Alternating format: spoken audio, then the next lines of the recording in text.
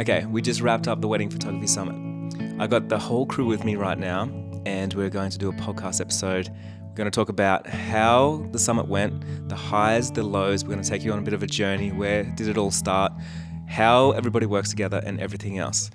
Quick shout out, a few people are not here for this, which is Anna. So Anna works with us. She's in the US and she's having a day off, so she couldn't make it. Big shout out to all the crew that worked on this with us as well. That was huge. You're going to see in this, I think, the dynamic on how everybody works. I think you'll get a little bit maybe inspired, or it's like opening up those curtains just to see how everybody works together, the way that we all think, feel, the hardships that we go through, the fun that we have, the anxiety, everything else as a team, as creatives, and as we're pushing ourselves to new heights, creating new things and testing ourselves and our abilities, like creatively and everything else as well. If you're not subscribed to the podcast, I suggest you go over there and check that out for sure. If you don't know what the Wedding Photography Summit is, I'm going to explain it straight away in the first 15 minutes, and I'm going to introduce everybody as well. Big shout out to my wife, Lilu, because in the intro, I did just say she's my wife, but she also did so much on the actual summit itself. So she created the website, the landing page, all the design elements and everything else, and it's been incredible having Lilu work with us, because if you didn't know this, she doesn't actually work with us in our business. She's got her own business, her own hustle, does her own thing, and sometimes we get to work together, which is really cool. So I hope you enjoy this little behind the scenes, and again, make sure you subscribe to our channel. Okay, children, quiet down over there. Let's get started. You're listening to Make Your Break. Today, we have a pretty cool episode for you because we just finished the Wedding Photography Summit. I'm going to explain what that is. But right now, myself and the team are sitting here in front of some cameras. Tony just went and did a nervous wee. Morgan's a little bit stressed over there. Mel's excited to get in there and talk a lot. But we're all here, which is really cool. And what we're going over today is we're going to talk about the event that we just ran and where that came from over the last 24 months, what we've done and what the experience was on our end for such a huge event. So to get started, I'm going to introduce to you who we're speaking to. So if you're watching this on YouTube, also subscribe. Bing. We got Lilu on my left, and Lilu's my wife. We have Jordan on the right hand side. Jordan? What was your creative director? Was that what? Or strategist? No, it was originally content strategist, but then my new pseudo title is creative strategist. Okay, so Jordan's the creative strategist. We have Mel over there. She's the copywriter and basically just all around happiness fairy that makes everybody happy. We have Morgan over there. Morgan, what's your role? It was creative director, I think, but... What is it today? Oh, no. How long you got? and so that's Morgan. We're going to dive into that more. And then we've got Tony over there. Tony, what's your role? I don't even know, and I'm supposed to be the person who knows what people's roles are and decides, and I don't even know what mine is.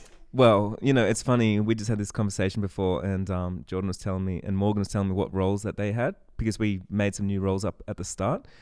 But from my perspective, it's never made any change. It was just so everyone feels good about themselves because they can tell everyone what they do on the outside. Because one interesting thing about everything that we do right now, including my accountant, everyone always says, Jai, what is it that you actually do? What is your role? Like, what does your team do? Like, I've got no idea. And internally, we also don't know what we do. So don't worry, that lack of clarity is also within the company. So let's talk about the Wedding Photography Summit. And then we're going to have a bit of a discussion. But just to give you a little bit of background knowledge, if you don't know what it is, basically for myself, I was a wedding photographer for 8 years. And in 2015, I started my first workshop, and it was in person. It didn't sell out. There wasn't that many people came, and it cost me a lot of money. It was a lot of fun. But from there, my, career of coaching and teaching sort of kicked off. 2019 came around. I started the podcast. 2020 came around. COVID hit. We all know that. And what happened was I realized in the industry, the wedding photography industry and the photography industry in general, most people lost a lot of hope. They lost a lot of bookings. there like a lot of educators went out of business, workshops stopped, conferences stopped, magazine stops, like everything stopped, right? And it was turmoil for the whole world, but especially this industry when we're creatives and people don't know how to react with something that hits us that hard. And so what I realized was we need to sort of step up at this time when everybody needs help and bring education and hope and motivation and inspiration to as many people as possible. And from that idea was when Morgan and I were brainstorming, came the idea and the birth of the Wedding Photography Summit. So in short, what it is, it's an online conference, goes over 2 days, generally has, up to 10 speakers. It is incredibly affordable. It's accessible to everybody around the world. And it's something that I believe has brought really amazing education to so many people, especially people that just couldn't afford an education, or they just needed, a little kick of inspiration or whatever it is. So we're super proud of it. The first one that we did, it was a perfect storm because everyone was in lockdown. We didn't know what we were doing. We launched this thing and it was just Morgan and I, and it started with an idea and a conversation, phone conversation, because we were in lockdown. And then it stemmed to like, Morgan, we need to go and rent a space somewhere.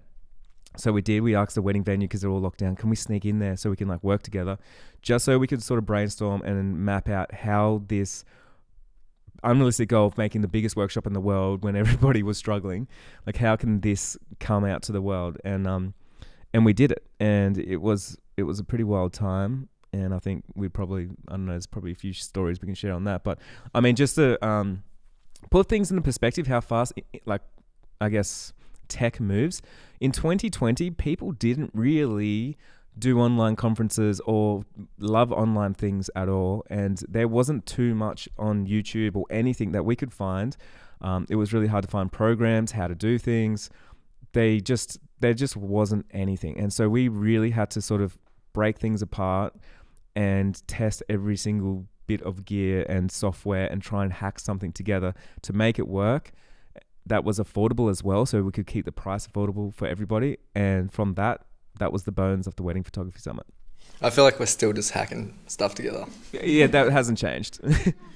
And also it's fundamentally still the same too, which is really interesting, And that first one was it was, I won't say low budget, but it was low budget.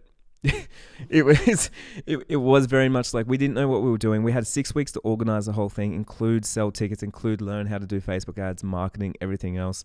It was an absolute nightmare / I guess the budget for us, like I was very budget conscious. So it was like, let's get a venue that's cheap. And so we couldn't really it wasn't good for audio or for lighting. Like that was a huge thing. And the internet wasn't good. And so those 3 things are the 3 main things you need. But we actually got it for free. The guy gave it to us because he had no work, I think. Couldn't do weddings. And so it was at a wedding venue. So that was a huge cost saving thing. And then a lot of friends jumped in and helped, just getting around doing the things and everything else. So in that sense, yeah. And then it was just Morgan and I, and then Jordan came in as well and helped us out behind the scenes, making videos and doing things. And for me, like the way that we contacted people was literally just me getting on DMs, sending people a video going like, hey, Gary V, do you want to come and speak at the Wedding Photography Summit? So it was very much off the cuff, which was really cool. The surprising thing about that is that everyone said yes, I feel, first year round. Yeah.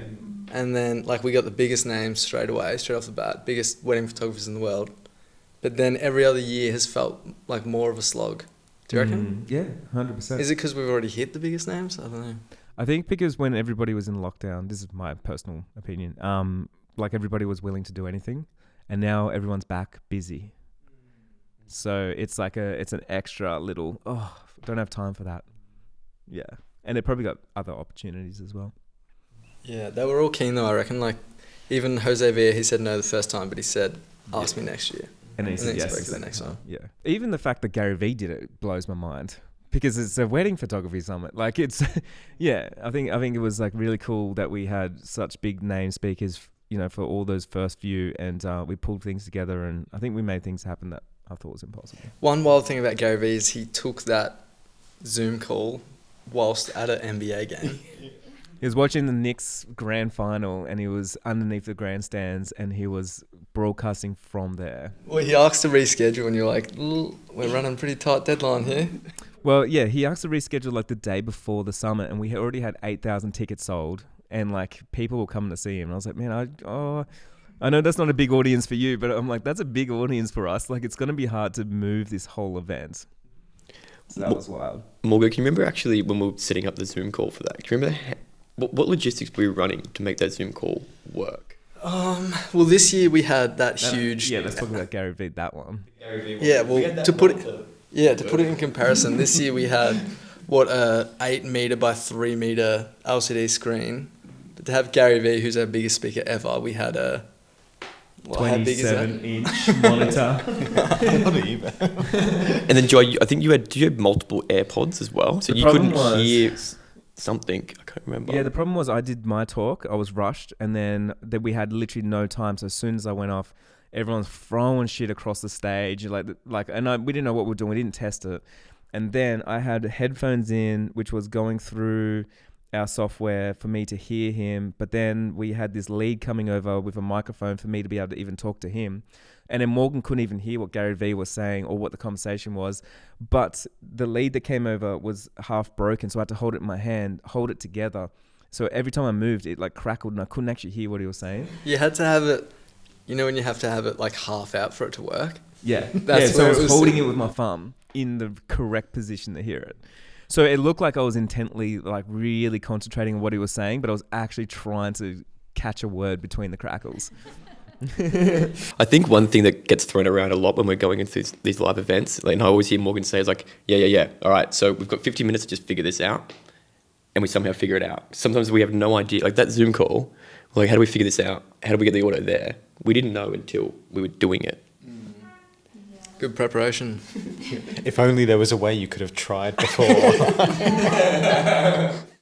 I feel like you're always thrown in the deep end. Like, you were so excited because you're such a big fan of Gary Vee to like chat to him. I remember talking to you beforehand and you were saying like how you really want to be like prepped and emotionally prepared and like have some downtime before you speak to him.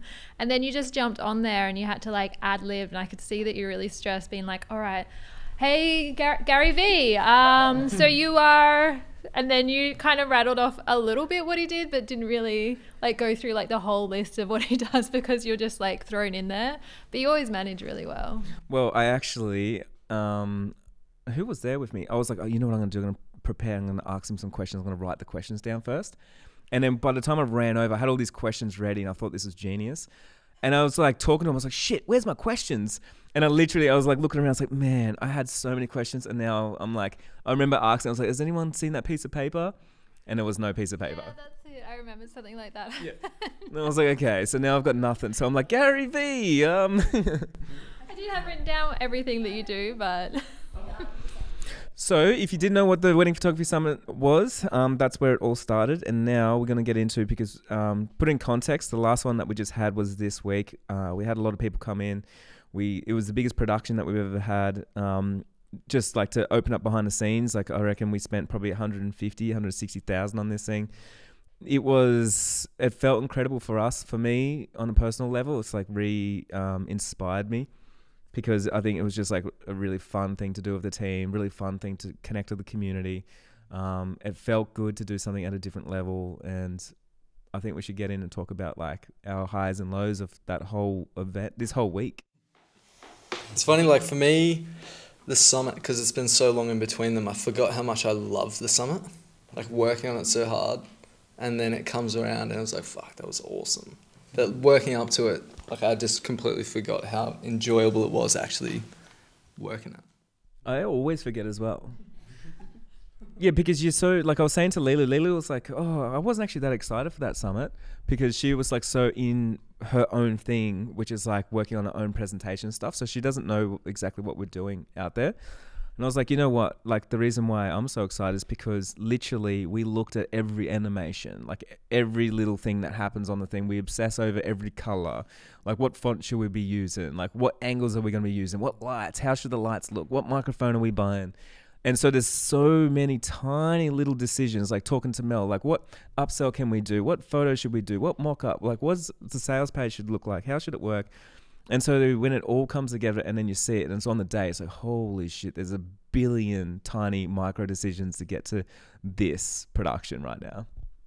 But we always feel like so burnt out before the summit, and it's so good that the summit is such like an amazing event because it gives you energy on the day, and you need that energy, especially you hosting the whole thing.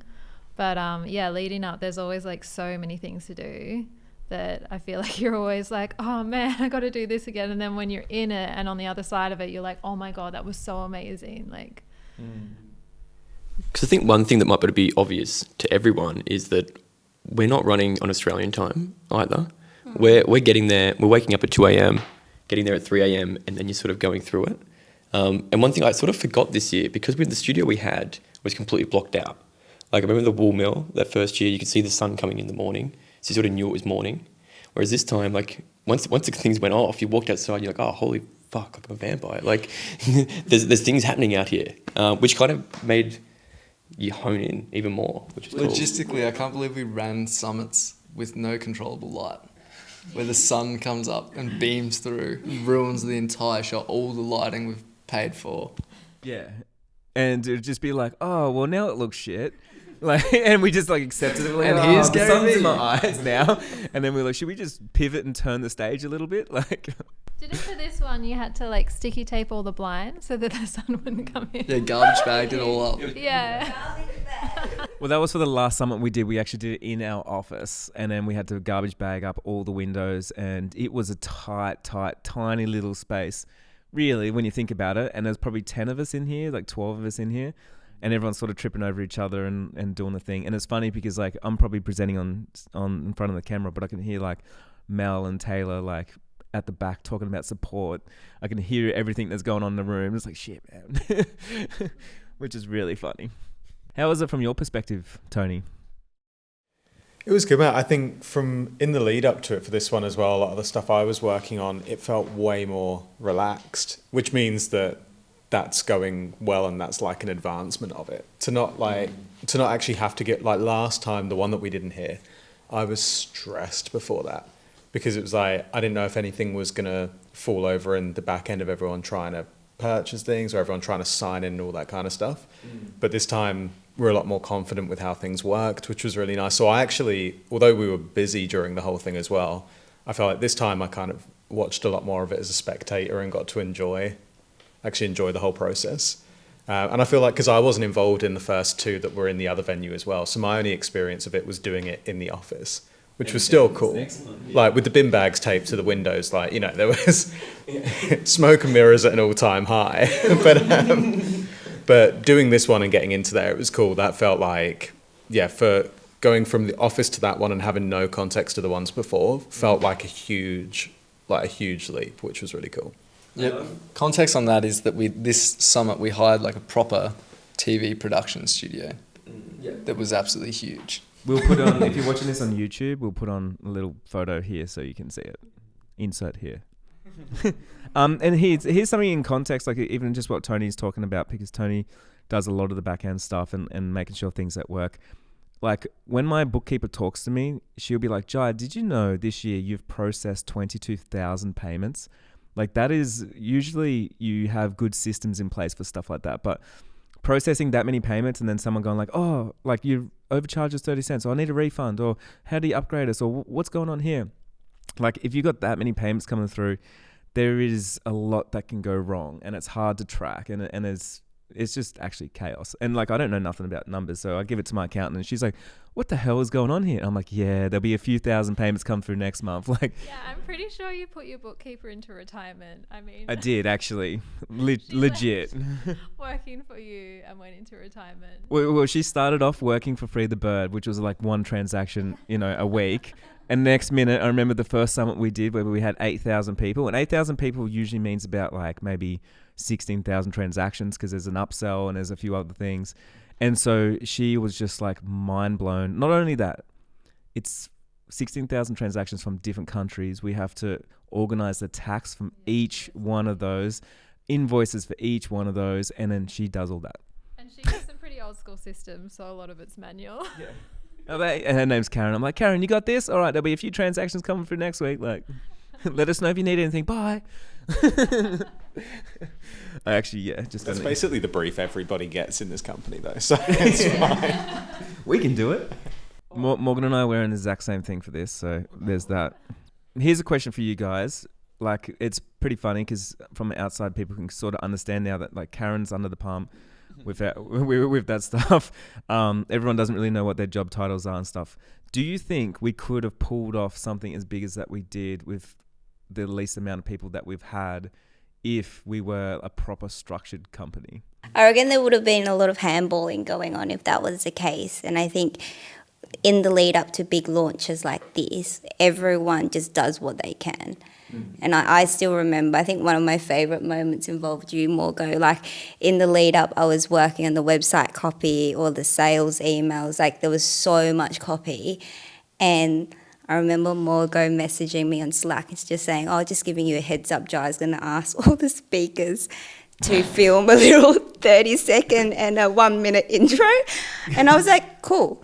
And then he's like, you should know. And I was like, okay, do you want me to write you a template email so you can reach out to the speakers? He's like, what? And then I had that light bulb. I was like, fuck, I'm a speaker. Because I was so anxious about in the lead up that my technique is just ignorance is bliss. So I convinced myself that I wasn't a speaker. And then, just complete meltdown. That's so funny because it's a whole nother level for you, hey, because you're like working, hustling behind the scenes of everything. Then I'm like, hey, Mel, so you're a speaker. Can you send over like your bio and like a video and stuff? Like, let's get this done. Oh, shit.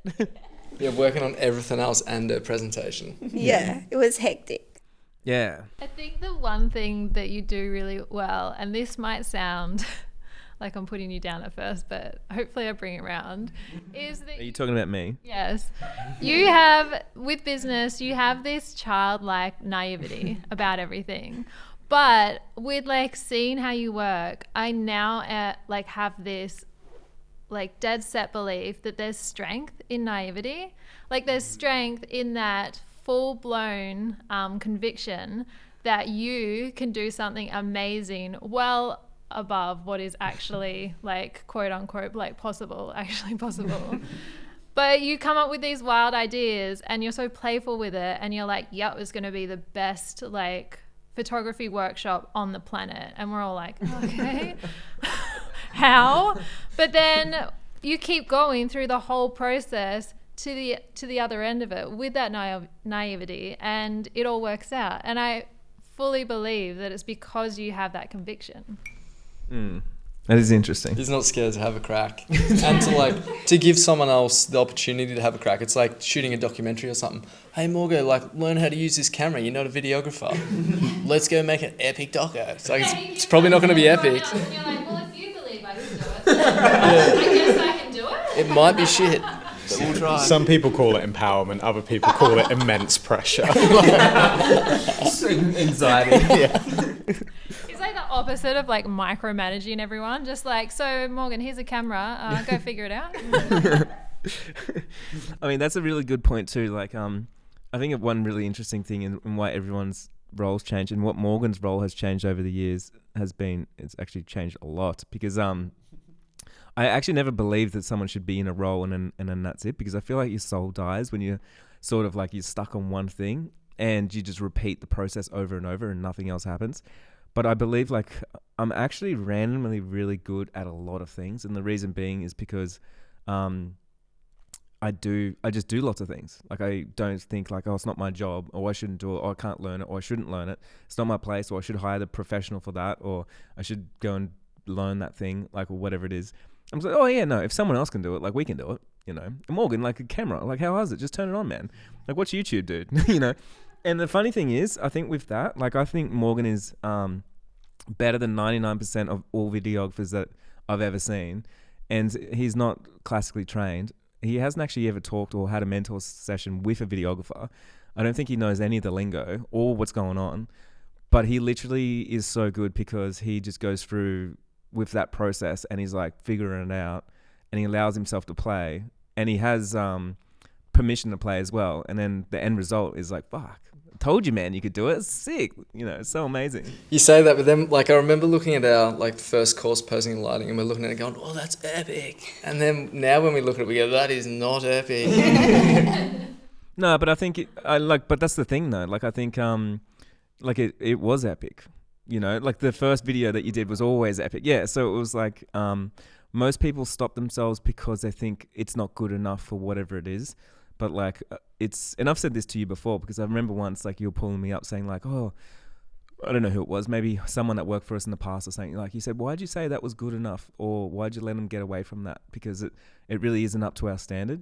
And I remember saying to you like, man, because we're all growing, and so the thing is you need to allow everyone to go through that where we feel good with what we're making, because then after a while they're going to be incredible, you know, because you get that feedback and then you get excited about keep learning and pushing and everything else. And that's how I've learned, that's how you've learned, and that's how like I feel like all of us have kind of learned. Yeah, I remember you saying to me when I started shooting videos, you were like, as long as it's better than your last video. Yeah. So it's like your next one's going to be better than that one. And it always is, every single time, which is actually amazing. Like you even watched that documentary that you made, Jack Short, 1 year ago, and then you watched the last one with Megan from this year. Like I look at the two and I'm like, shit, man, 2 different videographers. Like it's amazing. And you didn't practice that much in between, you know what I mean?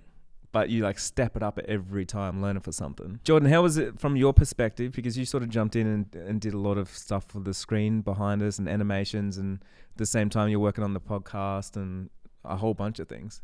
Yeah, well, this year was this summit was way different for me in working more on the backside of things. So like in previous years, I've been on a camera. So in my role, I sort of get there, I know I've got to film something. So this year was kind of different in the fact that working alongside Morgan, we're sort of just looking at every little touch point, what we can improve on with the streaming side of it at all times. So you sort of, like we were, like some of the animations, that was the biggest, scariest thing was getting those animations right. So Morgan and I worked really closely with that, getting feedback, and there's bits of pressure there because we knew this screen was going to be there, but we didn't know how it worked. We Googled things, we had consultations with the screen. Didn't know how bright it was, how big it was, the crop, like how it's going to show up on camera. Like you guys actually kind of had no idea whatsoever. Like how big fonts should be, what's the best colors, how fast should it go, how slow. And yeah, and then I think the biggest pressure point that we came up with was then, yeah, it coming up there. We couldn't get to test it the night before. We had to make sure it was ready within 2 hours before we went live, which was terrifying. There's a really funny photo, Jai, of you and I, where this screen is actually glitching out in the background, and we're both like here pondering. And it looks like we're kind of pondering, but it looks like we're sort of like deep in thought, like getting ready. But look, there would have been stress popping out of our fucking heads. Again, empowerment or incredible stress. Hey Jordan, you're all right sorting out some animations for an 8-meter screen that you know nothing about, right? Yeah, good lad, go on.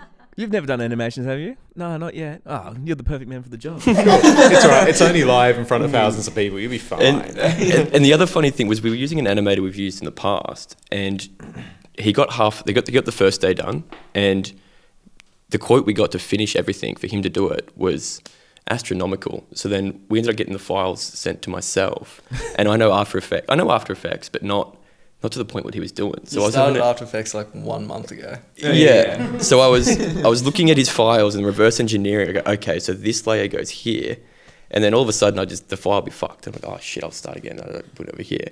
But I was really happy with how they turned out in the end to sort of mimic what he did. But it's just a shame that we couldn't have these bright things there all the time. We figured out just for your talk that, okay, we go black. Yeah, 2 hours before my talk. Yeah. And we changed the whole talk. And we were on Canva, changing the font, changing everything. And I was ripping out, I think I ripped out a black and white logo to chuck up there as well. And then we changed the business map. I just changed the business map logo. So whilst you were live, I had After Effects here in front of me whipping shit. Yeah, the pressure point is that the screens cost $20,000 and they were like 100% of the frame at all times. So if they look, we did 0 testing.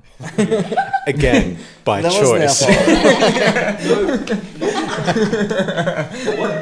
Morgan and I actually had a consultation where we thought we were going to test what they looked like, and we got there and they put the fucking screen onto just a TV.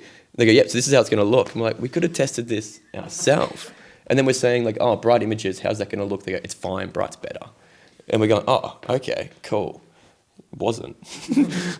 Yeah, I think it's worth mentioning that, like, we felt like we took all the right steps this time with like getting the people to set up a day before, making sure that there's someone there that will help us figure out all the brightness and how to work with the cameras and what settings everything should be on.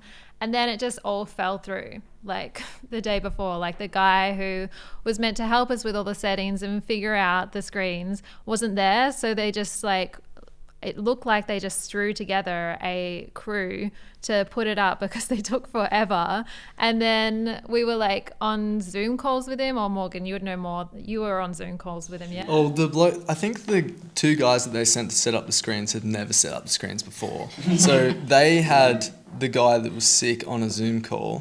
One of the blokes was in a high vis, like a trainee high vis. Yeah, I kept hearing like the older guy be like, come on mate, like pass me the such and such, and then he'd pass him something different. I'm like, he's definitely never done this before.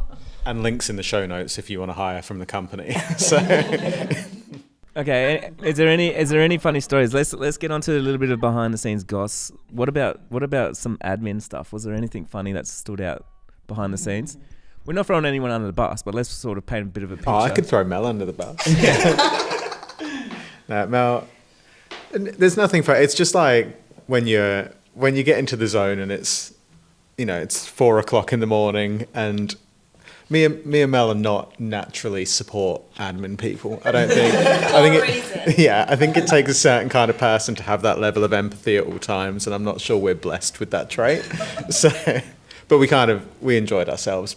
Like, it would have been a miserable experience doing it alone, I think. But was there any good stories that stood out? Or was it just like, where's my password?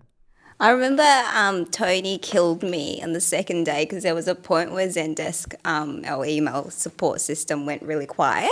And we're like, oh, like we don't have anyone to help now. And Tony's like, we should go into people's libraries and delete the access and create problems. So they'll be like, all right, let me help you. So we got some problems. I can help you. yeah, guys. I wanted to feel. I realised that I like to feel needed. That's nice. So if you're listening and your stuff randomly got deleted, that's why. No, I do love that. Morgan, you got any good stories from it? Mine's just like a red blur, sort of, my summit experience. I feel like I was just in the zone. Well, I had a fair few problems, really. All the streams that I set up previously weren't working, so I had to do that on the fly. There was a bunch of things I had to do on the fly. When I was asking you guys at the support desk, like, are you guys looking at that? It's like, it's not even your job. You're like, oh, no, fuck, I'll get it up. Yeah, the amount of times Morgan just shouts over to me, is it working? I don't know what you're talking about. Just give him a thumbs up and hope for the best. Yeah, that was stressful. Like, I thought I was live at one point, and you're like, there's nothing playing. And we're like, Jai's talking to absolutely no one. Yeah. I'm like, shit. Yeah, Restart, rip everything out. It kind of So went. there's a bit of that. See, it's funny because I was sat there. I'm like, man, this year's going so smooth, whilst Morgan's having a quiet meltdown. Just because you're getting back to emails. Yeah, I'm like, I'm on fire. Everyone's logged reset in. that password so Everyone's quickly. Happy. Yeah, I've got a copy and paste template. This couldn't be going better for anyone.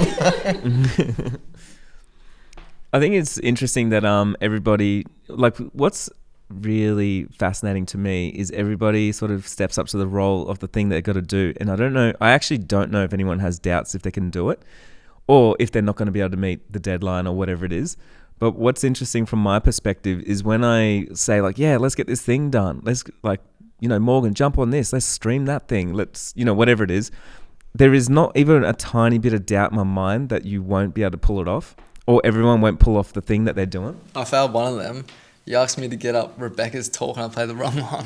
Well, you still played a talk though, so that's pretty sweet. 50% of the way there.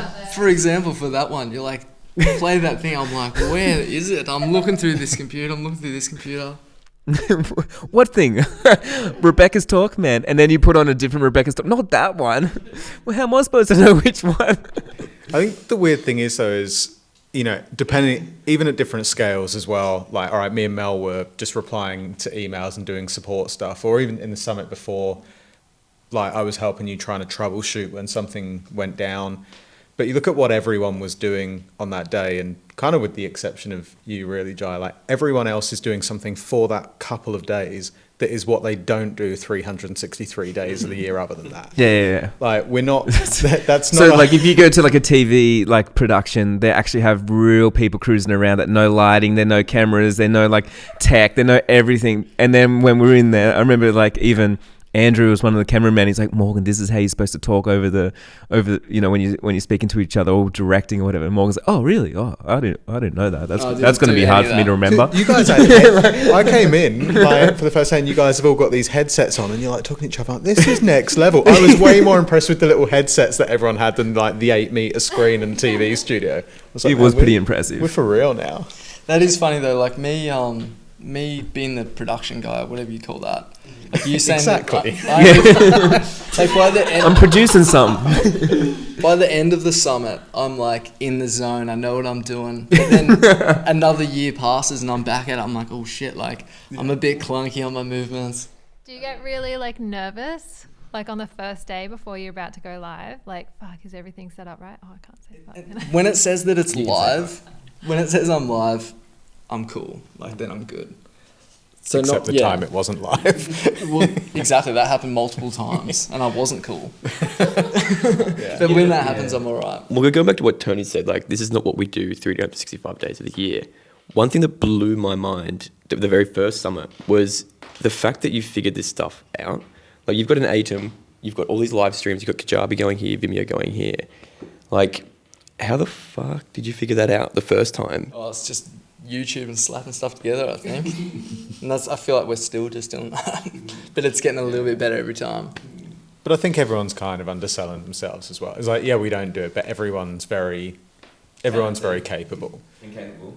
Which I guess it's like, is it better to be a specialist or a generalist? And when you said, would we be able to pull this off if we were a proper company? Yeah, with It's all like- specialists everywhere. Yeah, if there were 6 or 8 or however many people working on it, all specialists, then probably not, because everyone would be scared. But really everyone's a bit of a generalist. And that's the kind of thing. So it doesn't matter, like, realistically, anyone could almost jump into someone else's job with a little bit of notice and figure out how to pick it up. And obviously wouldn't do it as well, because like Morgan's had a couple of years of growth in that space now. But everyone just loves stepping up and being a generalist. Yeah. Yeah, Like, that's such a good point. we probably wouldn't get hired elsewhere to do it. Yeah. So what'd you do with your last job? Ah, shit. You got 15 minutes? I know we're meant to be talking about funny stuff at the moment, but I did want to take this opportunity to give Morgo a big shout out, because I think with these summits, it's so easy for everyone to be like, oh my God, Jai, you're amazing, or to be like frothing over the speakers, but they don't realise how much work goes on behind the scenes on that day. And honestly, like without Morgo there running everything, like a million cords around him and like staying super calm the entire time as well, the entire production would not be possible. And I think no one really realises the phenomenal effort that he pulls together every year and the calm energy he has as well. Like if it was me, I'd be just like melting down and screaming and like rocking in a corner. And I think that's also testament to how much Morga's really grown alongside you, because you always need like a hype man, right? Like a right-hand person that believes in your vision. And like whatever idea you throw at Morgo, he's always like, yeah, let's do it. We'll make it happen. Like imagine if it was me and Tony, it would be like, Logic hats on. I'm like, no. Like, what's the goal? What's the process? What are we aiming to achieve? So I think... What's the KPIs on that one? What's the budget? What's the budget? I remember it was in COVID. Like we went for Thank a you, walk Mel. and we were getting coffee. Yeah, shout out to Mel. We were walking around getting a coffee. I was actually circling back to your compliment on Morgan, but whatever. Now I'll take it. Oh, let's bring it back. Yeah, very good, mate. But you told me the idea for the summit, and like we'd walked around and talked about a lot of ideas, but this one was a bit more. It was a little bit more thought out. There was. As in, like, I thought of it for like maybe 24 hours before I pitched it to you. Yeah. So when I say a bit more thought out, yeah, it's like you came that day with it already in your head rather than thinking of it on the move. Yeah. Yeah, it was pre-planned. And I was like, no, that does sound sick. Like that could be a thing. Then like 3 days later, go for another coffee, and you're like, yeah, it's happening in November, which was like 6 weeks away. Yeah. So sometime in that, you'd called up Morgan and said the same thing to me. You can't have gone much further with the idea from what I heard. Yeah. And instead of getting that sounds cool, he's like, all right, cool, when? I'm like, no way. That's like, it was a good idea, but there were a lot of holes. Yeah.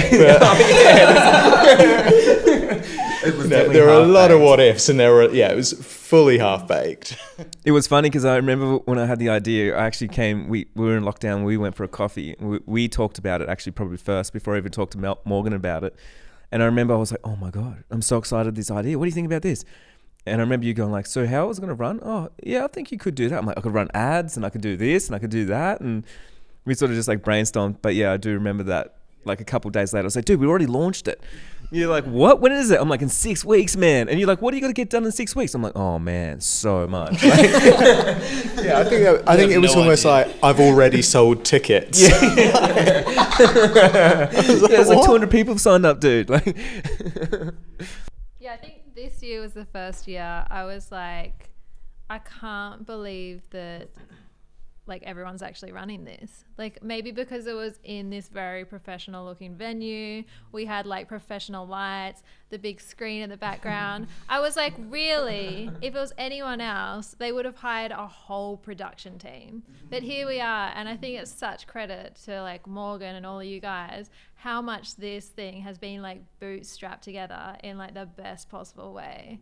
Like I feel like it wouldn't be the same quality even if we had it produced by like a production team, because like everyone's got their own creative vision now that they've like placed into it, which is really cool. I fully agree with that. Like I think so often we think everything's got to be professional and it's got to be done a certain way, but like I honestly think like you can pull off something so much better because you just have ambition and you got creativity and you got freedom of not knowing what all the mistakes are, because so many people get comfortable and then they have a wealth of mistakes of things to avoid that doesn't work and stuff. And really like everyone was just honestly just having a good time. And another thing I want to say about the summit, I mean, this sounds weird, like, and it's different perspective for all you guys compared to me, because for all you guys there's more expectations than there is on me. And the reason being is because you have a job and then you got to get something done and people rely on you and stuff. But in my head, I'm like, if it doesn't work out, the worst thing is it just won't play. Like, who cares? You know what I mean? And then like, I don't have to answer to no one, you know? And then like, if I have to process some refunds, like, sweet.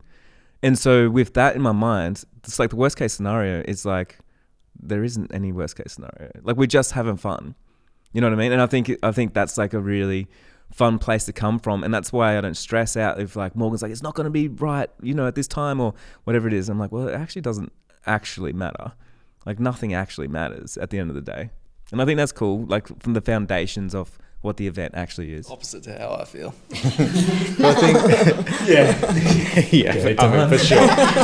John's going to kill me. Yeah, it's all good you say that now until like you start shouting at us. You should have told us that last week, man. I don't know if anyone else feels like this, but I always feel like at the summit that we're just like a bunch of kids. Like, yeah, that's what it feels like. And it feels so playful and so creative, and then we're just like making everything up on the go, especially like you guys. Everything's so playful and creative. Even like when I seen like the, you know, Jordan's chosen out the photo and there's some stuff like animating on the background. To be honest, I haven't actually looked at any of the animations before they were on the screen. And I'm like, oh, wow, man. Like, you should get some gold stars, I reckon. Like, that's some cool shit going on right there, you know? And then, like, Morgan's, like, animated something coming in, like, on the screen. I'm like, oh, like, and the music's going through. Nice work. Like, that's awesome, you know? Mel showed me the email reply she just did with extra emojis, which she always does. Oh, nice work. Love this. But I think, like, we'd say all of that being the stuff that happens around the summit, but it's actually just the culture of the way we work on everything. Yeah, everything's the same. Chaos. It's chaos. Like, it is chaos, and it stresses me out. Like, it's like the lack of stress stresses me out. Everyone should be a bit more stressed, and then I'd feel comfortable. But like, is anybody in control? Where's the parents? Yeah, but I think that's the thing. Me and Mel we're always the logical ones, but me and Mel are also the ones who have come from more corporate environments, Structured backgrounds. like structured. Yeah, so you guys know structure. It's funny. Yeah, but it's like no one here knows how it's supposed to happen. So you just do it fully rogue.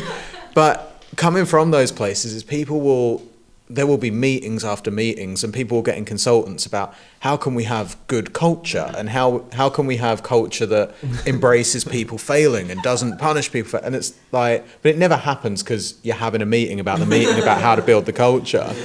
Whereas here it's like everyone takes massive accountability in their work and everyone wants it to work out well, but everyone knows that if they screw something up, it's like they know it's not for lack of trying. They know that everyone else knows it's not for lack of trying, and that everybody in this business fails so many times that totally. we're Everyone all sucks. comfortable with it. But yeah, we still have a good, as long as we succeed like 60% of the time and fail 40% of the time, we're growing, we're cruising. And we probably fail and screw up more than most other companies do, All and the time, therefore we yeah. get bigger and grow faster. Yeah. Because we've got our neck out further all the time as well. Like we're willing to take that risk and everything else. it's like we'll try anything, and a lot of that and a lot of it does come from your tolerance for risk as well. But both financially and with anything, it's like, should we try this thing, should we put something behind it? It's like, we're gonna have to like run 10 grand on this random ad and see if it does anything. That's all right, like we'll have a crack. And then if it works, but we always like, it's cliche, but it's true that you learn more from the failures, and we fail enough to learn loads, and that's why, like someone like Morgan will be able to. So much failing, so much learning, So much money. so much money gone, and here we are, like making more money, growing faster, getting better because of all of the failing, and it's like testament that actually does work.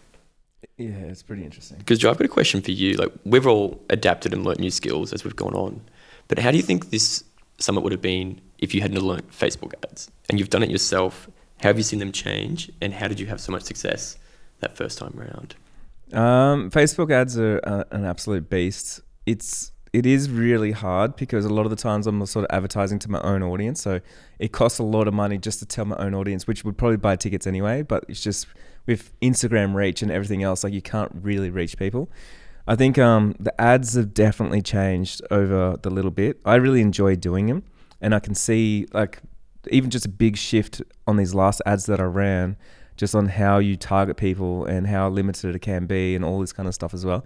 So what's interesting, like I see people like selling courses like, man, I've done like $30,000 in ads and stuff. I'm like, shit, dude, we did that last week. You know that? Like we run so much and we got no like actual idea what we're doing. But I think because of that process, we become really good at it because we're doing it all the time and we're testing. And yeah, I think it's really good. And so with the summit, like if Facebook ads weren't around, it would be harder because I choose Facebook ads because a lot of people scroll Instagram and Facebook. But I'm not like stuck on those. And of course, like we'll be testing out TikTok ads in no time and smashing everyone on YouTube and everything else. So like, wherever it's got to be, we'll be showing up because that's the name of the game, really.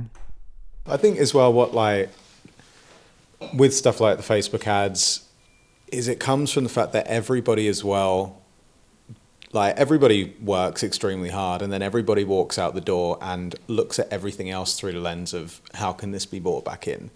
So everybody's always looking at ads, always optimizing something, always looking at what someone else is doing, always trying to borrow the ideas or look at how other people are growing. It's like everybody is fully invested. I also like to say on that, and I think this is something like we talked about a long time, Morgan, when you first started and you picked up the camera, and I said to you, don't look at any videographers or photographers in our area because you need to reach higher. And what I do notice, like within the culture of the business, like no one ever looks down or sideways. Like everyone looks the best of the best, and then goes, "Fuck, we didn't do it like this." I'm like, well, that is Tony Robbins. Like, like it is like the biggest of things that we do, but our standards are so high for ourselves because we're always like looking at what the best do out in the world, not just like what does our competition do, for instance. Yeah, I don't think I've ever heard anybody here after an event or in the lead up to an event say, oh, this is going to be better than this person or that person who's like on their journey as well or growing. It's always, can we get up close to this person who's realistically way out of our Well, league? it's not only that though. Have you guys ever noticed that like even Morgan and I literally after the event just yesterday, we got out a Google Doc and started like talking about what's the next level sort of thing. But I don't know if you guys have noticed, but we always look at our own stuff and then we always compare ourselves to our own stuff. Like I go, fuck, look at that summit, it was awesome. And even if someone else ran it, we wouldn't even be that interested because we're looking at our own one though. We're going, we can do that so much better. So we just see the whole straight away, where the improvements are, and then we're literally comparing ourselves with ourselves constantly. Like I know you do that, Mel, when you're looking at your emails and looking at sales pages, and you're doing that, Jordan, and everyone basically. And I think that's the reason why you grow so much, because if you're competing with yourself. I feel like that's one strength that as soon as we finish something, we are like analyzing how it can be better straight away. We're like, oh, like that was epic, but it should have been like this. Or what if we did it like this? Like there was a big problem there that people struggled with. What if we did that? And straight away we have this Google Doc where you're talking about doing the summit in LA next year, which is like far out. Having like even bigger. Mel's like, what?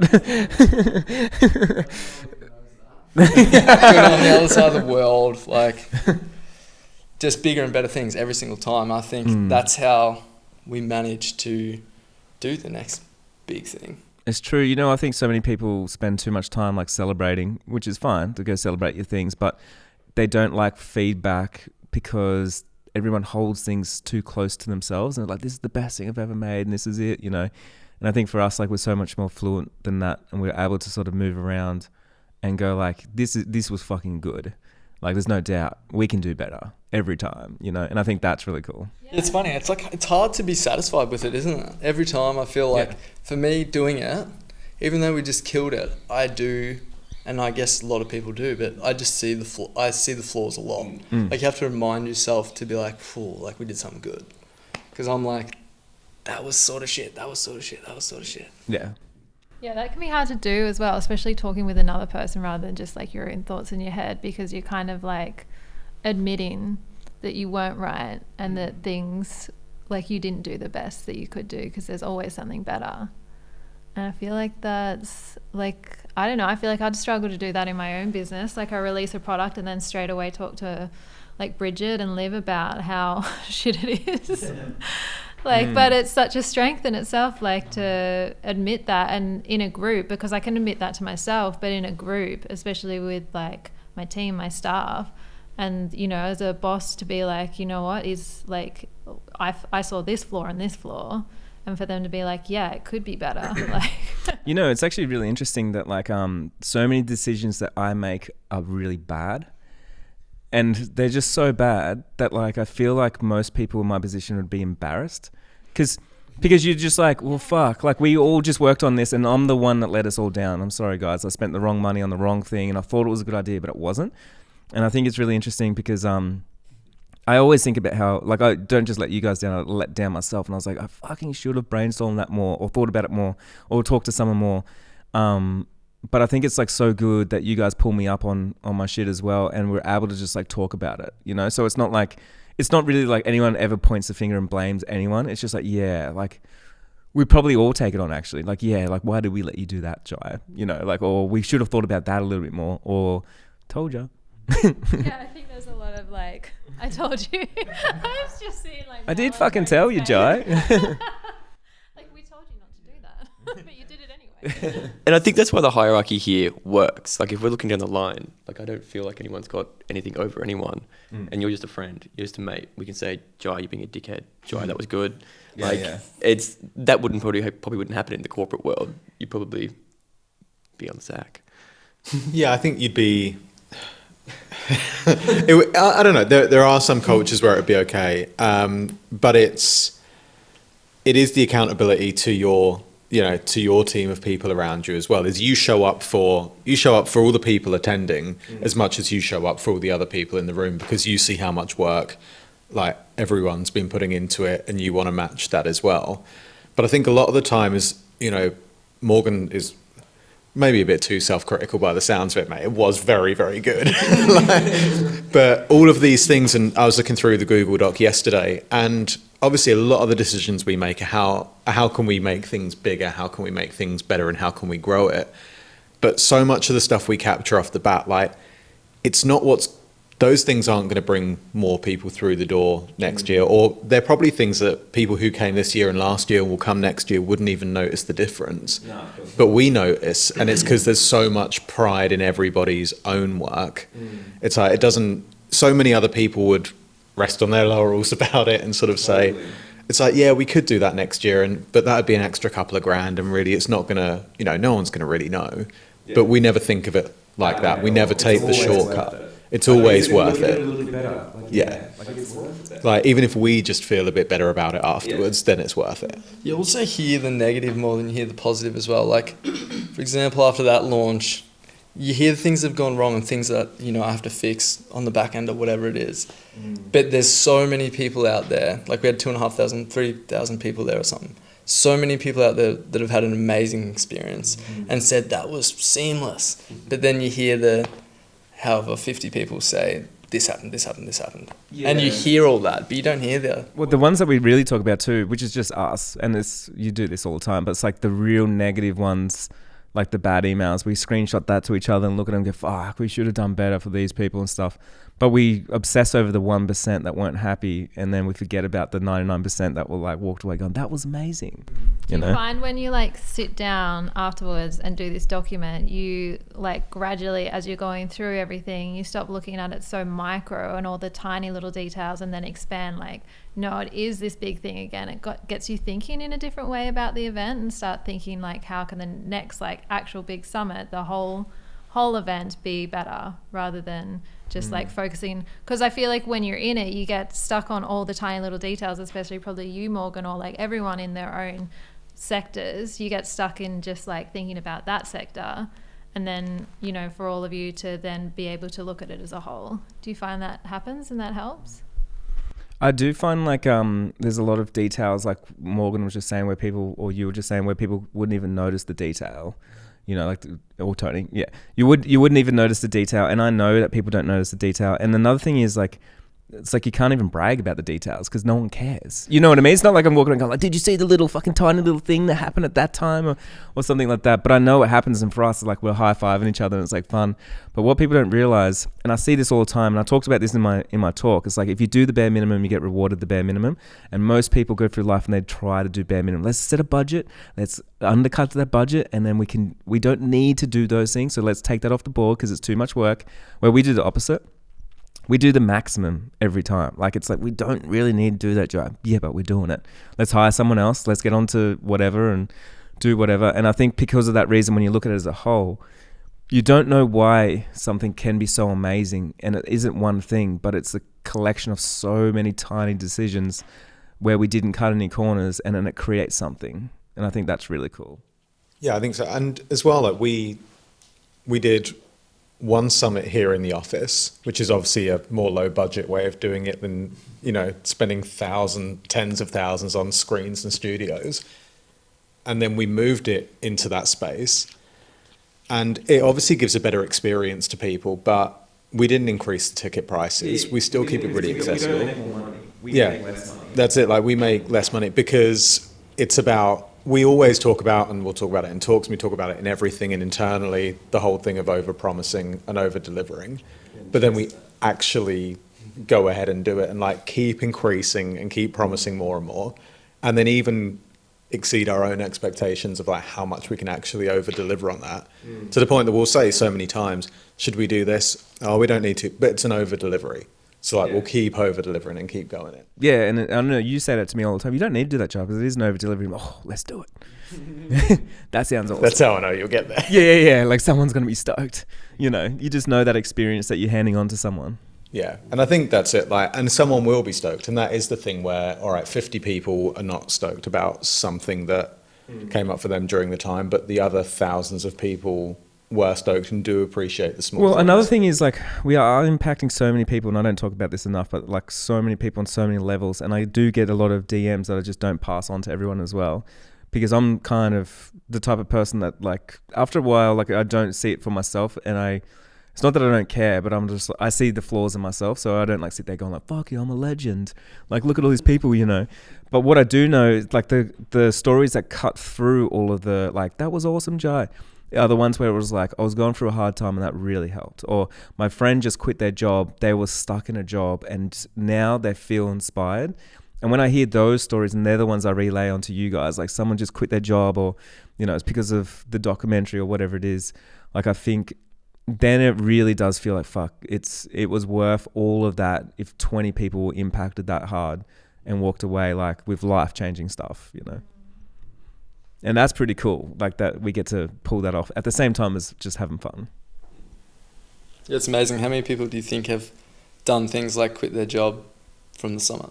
I actually think just from all the work that we've done over the last 3 years, including like, you know, the podcast, like everything, I think it would actually be in the hundreds that people have like quit their job or they've made a lot more money or they've felt empowered in some way. Yeah.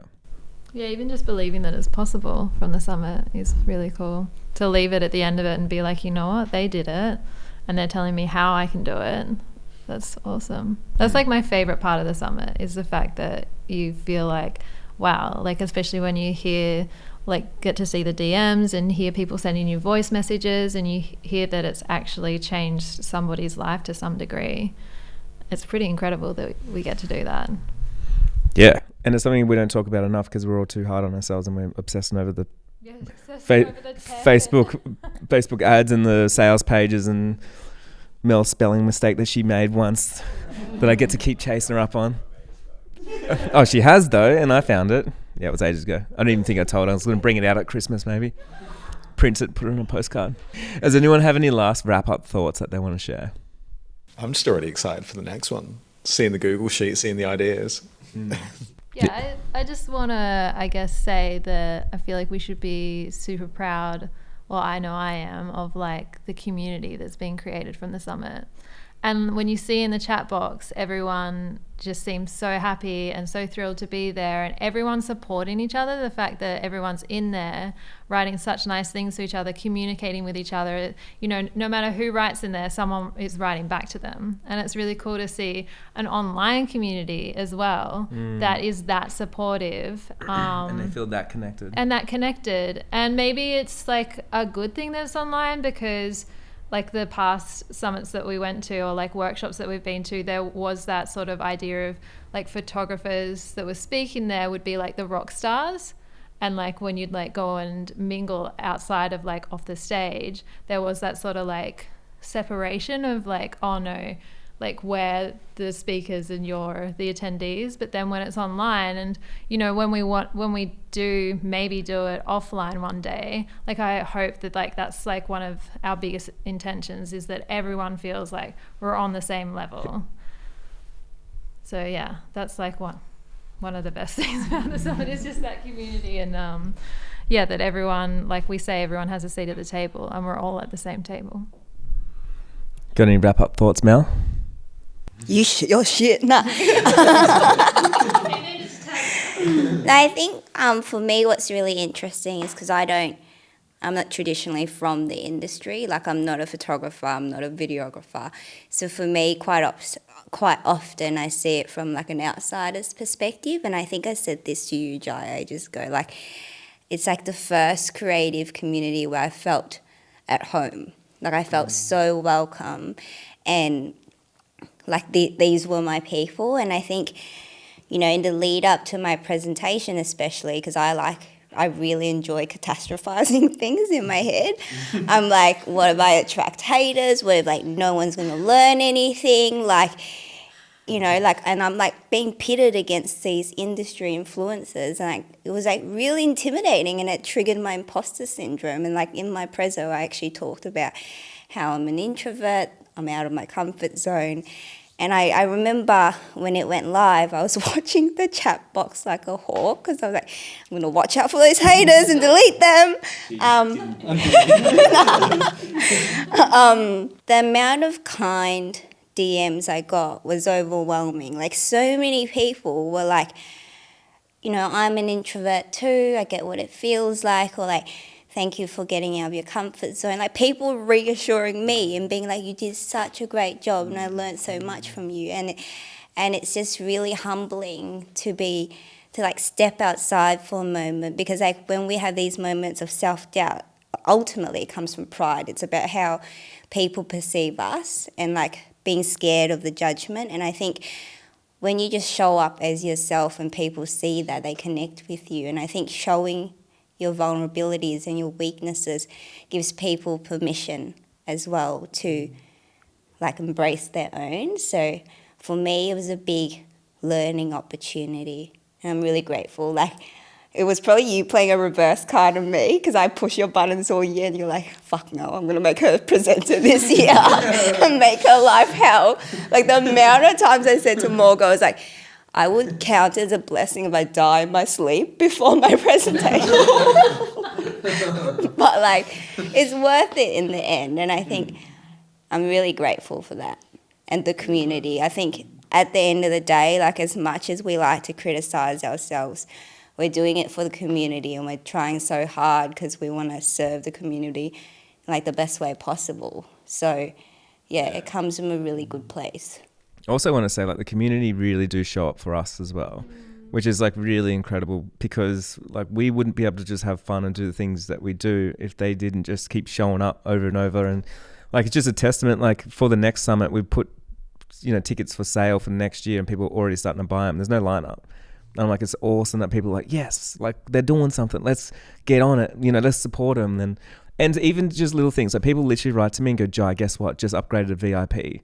You know what I mean? And they let me know that they're like, I wasn't just going to spend $7. Don't worry.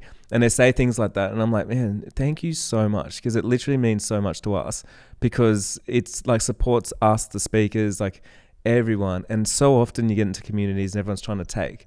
But you get into this one and everyone's always trying to give, and it feels nice, because when we have in those brainstorm sessions, like, should we over deliver? Should we do this when no one notices? Should we spend that extra money? And we say yes and yes. Like it makes all that worth it. Yeah, it makes all the difference for sure. Yeah, you get overwhelmed by people's kindness, even when someone wrote that they didn't get the support that they were after in like one of our Facebook groups. I think they might have emailed the wrong email. And then there was just 15 comments in there of everyone being like, hey, like, they're trying their best. They're doing a really good job. I don't think that you should like be so mad.